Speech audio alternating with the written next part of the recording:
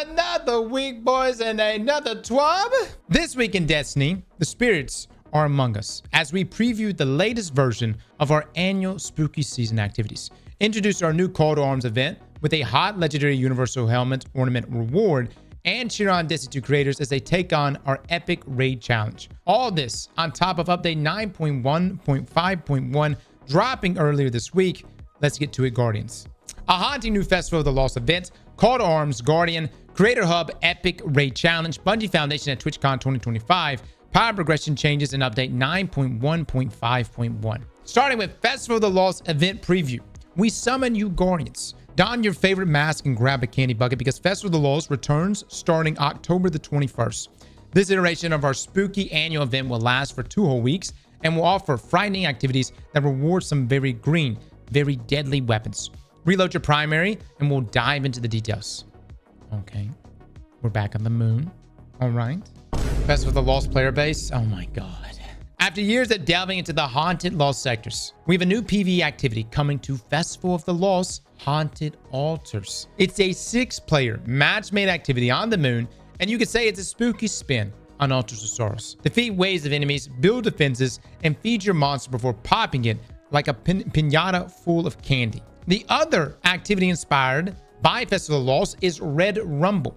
Interesting name, isn't it? This is a PvP 6-player version of Rumble where you shoot headless ones to drop ammo, explosive pumpkins, and more tools that will help you defeat your opponents. Okay, so we got 2 activities.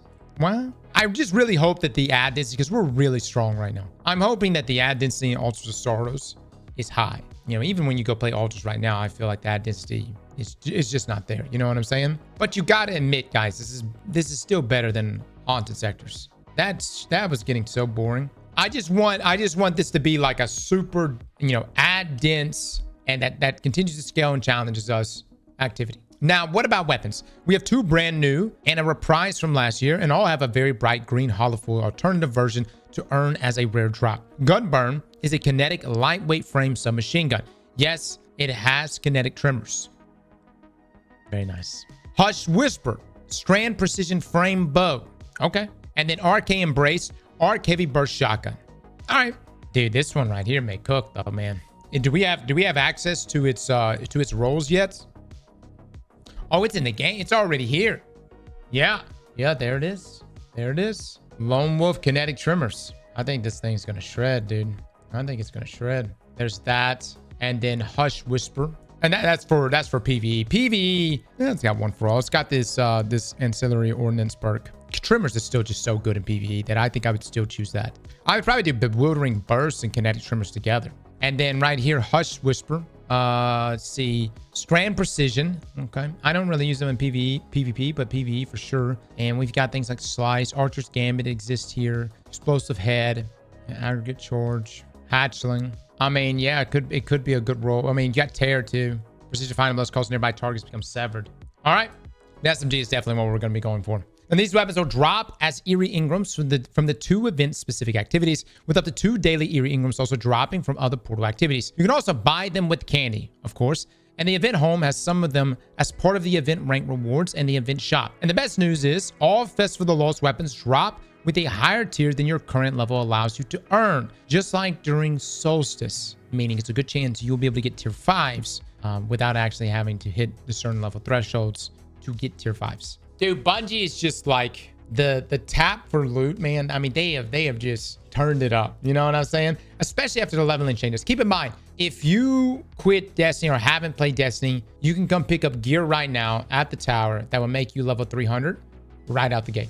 That's all we have to share about Festival of the Lost before it goes live when October 21st comes. Visit Eva Levante to get your first mask so you can earn candies and get everything rolling. To commemorate the Fallen Guardians, we are giving away the Feral Heart Emblem when you tune in to your favorite Destiny 2 streamer for at least 30 minutes from October 21st at 10 a.m. Pacific until October the 28th at 10 a.m. Pacific.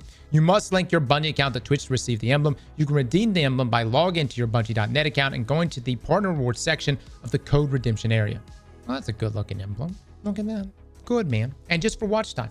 Fantastic. I don't know, man. My background is things like RuneScape and stuff, and so like I love, you know, holiday events. And I felt like for so many years now, it's just been the same old shit. You know what I mean? Especially the Dawning. I feel like the Dawning's been really pulled back. All right.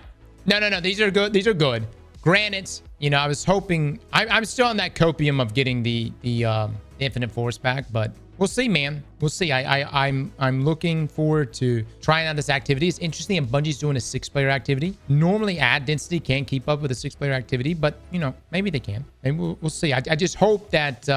It doesn't have a lot of downtime between the waves. You know what I mean? Call to Arms preview. Starting November the 11th, we're debuting a brand new event, Call to Arms. Devrim K has been tapped by the Vanguard to help the last city find the best gear and soul system for its mortal forces. Devrim is asking all Guardians to put their best loadouts to the test by racking up higher scores than ever before. To aid that effort, Guardians can visit Devrim to increase the chance of receiving select weapons from the season's events via weapon attunement. Devrim will also be importing daily shipments that feature powerful gear from different activities. This will be a great time to complete your seasonal gear collection before Renegades begins. Interesting. So what is this, like a catch-up? Going to be like a catch-up mechanic for all your weapons? So event weapons attainable via Devrim Weapons Attunement with a chance to receive their holofoil variants. Okay, the Submersion Combat Bow, Romantic Death, Grenade Launcher, Folded Root Rocket Launcher, Ribbon-Tail Trace Rifle, Synacia Sword, Phonutriofera, and Trackness. Okay, I gotcha. Additionally, as a thank you from the last city for your efforts, Devrim has arranged for new cutting-edge procurements to be delivered to those who participate. Cutting-edge procurements contain a random assortment of new Season 28 gear and other goodies designed to help you get a head start in Renegades. Okay. Yeah. So again, catch up mechanic here. Finally, Devrim knows that Guardians don't want to just use the best gear. They want to look their best as well. All players can earn exclusive cosmetics, such as new exotic weapon ornaments for new mount pace, by completing event ranks, which also unlock rewards including a Sparrow, a Ship, Ghost Shell, Shader, Finisher, and Holofoil weapons. For those who want to push the limits of their build and skill, Guardians will be able to go head-to-head to compete for an exclusive Universal Helmet ornament, among other prestigious prizes. All right, how are we feeling about this, guys? Now, competitive format reward eligibility. Call to Arms competition asks Guardians to compete against each other for high scores in any or all of 5 different portal activities. At the end of the event, Guardians will receive prestigious prizes based on their final competitive standing in each of the activities. With the exception of Cutting Edge Zone Control, which requires a full set of new gear, there's no restriction on loadouts that may be equipped. Wow. Launching Call to Arms activities from the event home will make you and your fire team eligible for competitive high scores. The activities are as follows: Heliostat, The Coil, Salt Mines, Proving Grounds, Cutting Edge Zone Control. Your high scores are awarded competitive points based on how that score compares to the scores as a percentile of all other Guardians. The total number of competitive points determines the rewards received at the end of the event. Now, to give perspective, Guardians who can earn a top 10% score for 2 of the 5 Call to Arms activities will earn enough competitive points to be eligible for the new Universal Helmet ornament. The best of the best Guardians scoring in the top 1% just in one activity will also have enough competitive points to be eligible for that same reward. So you could just ball out and just want and still get it. Got to be 1% though. Here's a breakdown of all the prestigious competitive prizes that can be earned. 2 new emblems, 1 granted to all players who post a high score, and 1 for top scoring Guardians. New Transmat, new Shader, legendary Universal Helmet ornaments. Oh my God. Holy shit. That's the helmet? That's freaking fire. I'll take it, man. It kind of reminds me of, like, you remember the glow, the aura we would get for doing the Nightfall each week in Destiny 1? Kind of reminds me of that, but this is very limited, as it's just, you know, I don't know how long the event actually lasts, but obviously it's not going to stay in the game. All right, so the Destiny 2 Creator Hub Epic Raid Challenge. Want to see more of the Desert Perpetual Epic Raid? We've got some new viewing opportunities lined up for you. Over the next 2 weeks, creator teams and their communities will be competing to claim the best time in the Epic Raid in a closed speedrun challenge. Each team has a pre-nominated 6-hour window when they are allowed to play through the Epic Raid as many times as they wish and submit their best run for their consideration. Check out the teams below. All right. I bet it's going to be good, man. I bet they're going to cook. Good shit. Everybody go check it out. Check these guys out. Streamers on the above list will be giving away all that emblems during their live streams. So tune in for a chance to grab one. This is the emblem. That's the emblem. Okay. Now, Bungie Foundation at TwitchCon 2025. Quick reminder, Guardians, the Bungie Foundation is headed to San Diego for TwitchCon this weekend. From October 17th to the 19th, we'll be hanging with our fellow gamers, and we'll have an exclusive emblem available for those in attendance who make a donation. Make sure to turn notifications on for our social channels. We'll be dropping hints where you can track us down on the conversation floor and donate for those sweet new purple pixels. We've got some other surprises planned as well. If you have Bungie Foundation or Destiny gear, you might want to wear it. And did someone say IRL loot drops? It's going to be a fun weekend, and we can't wait to see you all say hi, snag an emblem, and celebrate what makes this community so special. Now, power progression changes in update 9.1.5.1.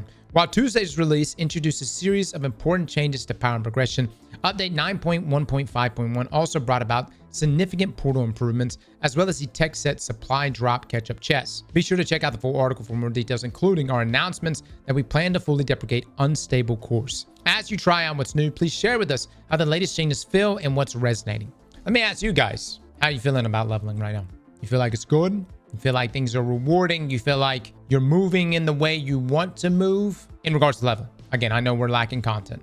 Good. It's in a good spot. It's kind of easy now.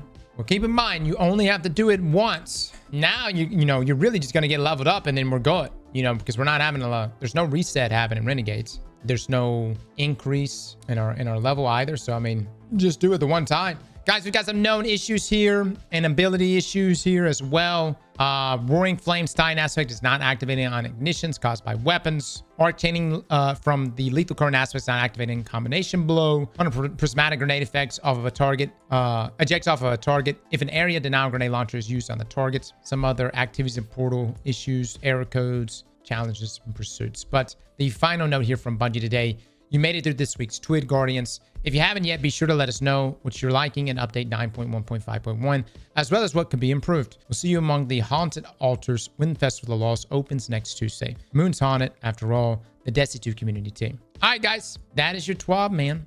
We'll see if it's good. I'm liking the earnable cosmetics in game, and I hope this activity has enough ad density and challenge. Well, the loot already looks pretty solid. SMG looks solid, and the armor, of course, is very, very solid. And again, like in previous events, it's going to be available for silver, but also for bright dust. Slap that like button like your mama told you right.